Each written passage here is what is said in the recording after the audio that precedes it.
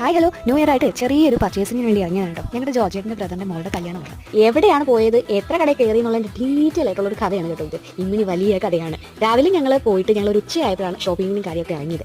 ആദ്യം നേരെ നമ്മൾ വണ്ടി വിട്ടത് നേരെ സീമാസിലോട്ടാണ് ഞങ്ങൾ പോയത്. ആലപ്പുഴയിലാണ് കേട്ടോ. സീമാസിന് ഒരാൾക്ക് വേണ്ടിയിട്ടുള്ളത് മാത്രമേ നമുക്ക് കിട്ടിയുള്ളൂ. പിന്നെ അടുത്ത നെക്സ്റ്റ് വേറെ കടയിൽ കയറി. അവിടെ നിന്നും ഓരോരുത്തർക്കായിട്ടുള്ളതാണ് ഇത്രയും കടകളിൽ കയറിയിട്ട് കിട്ടിയത്.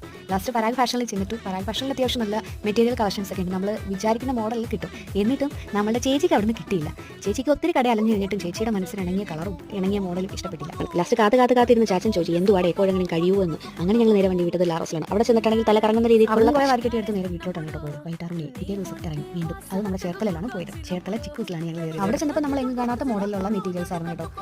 അത്യാവശ്യം അഫോർഡബിൾ ആയിട്ടുള്ള പ്രൈസിൽ നല്ല കസ്റ്റമർ സർവീസ് ആണ് അവിടുത്തെ. എക്സിക്യൂട്ടീവ്സ് ആണെങ്കിൽ എല്ലാവരും തന്നെ. അങ്ങനെ ഫൈനലി നമ്മുടെ ചേച്ചിക്ക് ഇണങ്ങിയ ഒരു മോഡൽ അവിടെ നിന്ന് കിട്ടി.